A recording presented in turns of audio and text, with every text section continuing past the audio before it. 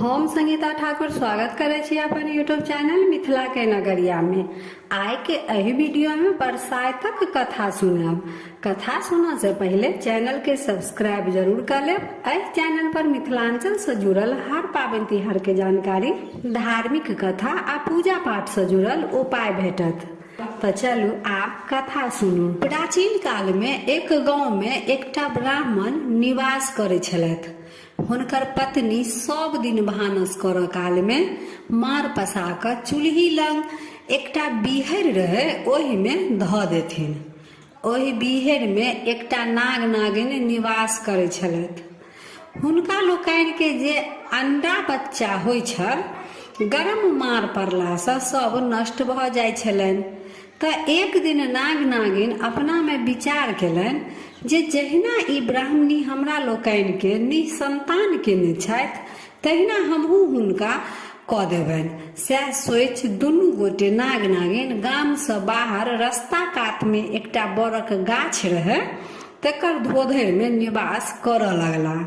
ब्राह्मण के 7टा बेटा रहनि। जखन ब्राह्मण के सबसँ पैघ बेटा विवाह योग भेलनि तऽ बेटा के खूब धूमधाम से विवाह केलथि।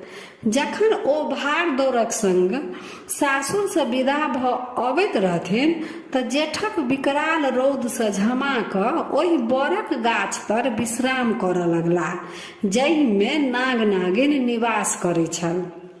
किछ समय गाछक शीतल हवा लगला से ब्राह्मण के बेटा अलसा गेलथि। नागिन सब देख रहल छल।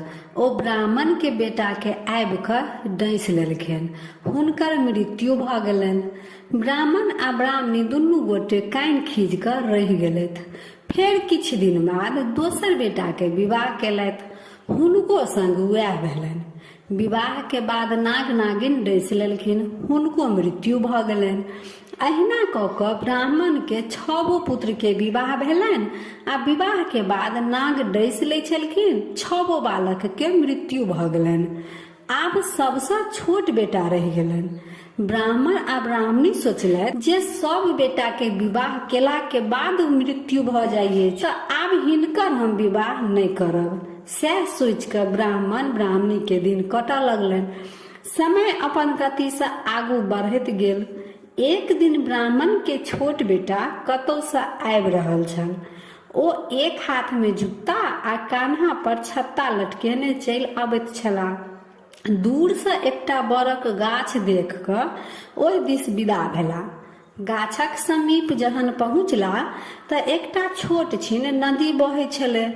नदी में प्रवेश करऽ समय ओ हाथक जूता पैर में पहिर लेलनि आ नदी से बाहर भेला तऽ जूता खोलि कऽ हाथ में राखि लेलथि। जहन बड़ गाछ लग पहुँचला तऽ कन्हा परहक जे मोड़ल छत्ता रहनि तेकरा तानि लेलनि आ माथ पर राखि लेलनि। वएह नदी में सखी सब स्नान करे छली। ब्राह्मण बेटा के ई दुनू बात देखि कऽ सखी सब खूब हंसऽ लगलथि।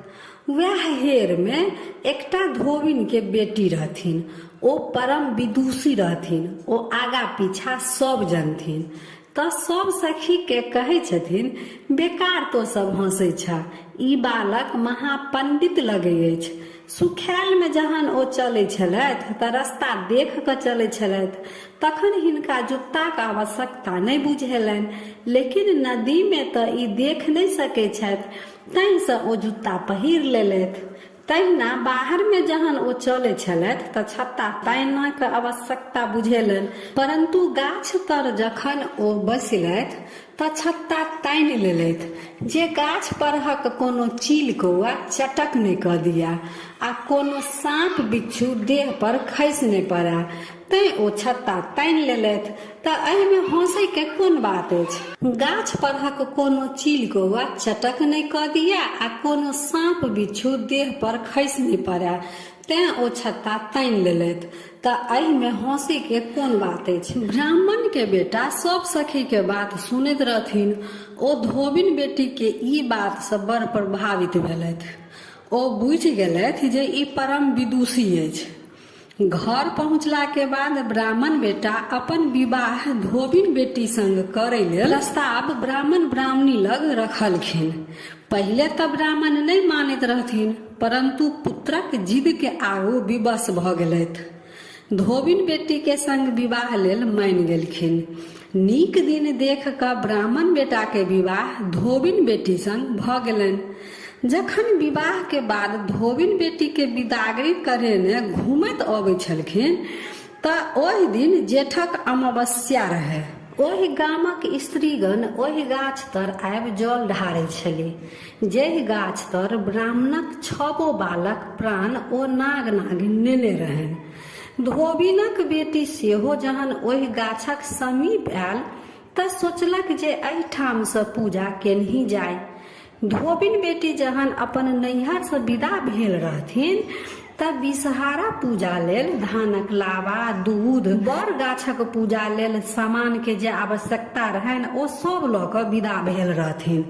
ओ तऽ आगा पीछा सब जानैत रहथिन। ओहो जहन ओहि गाछ लग पूजा लेल बैसल कि नाग ब्राह्मण बेटा के डसऽ लेल पहुँच गेल।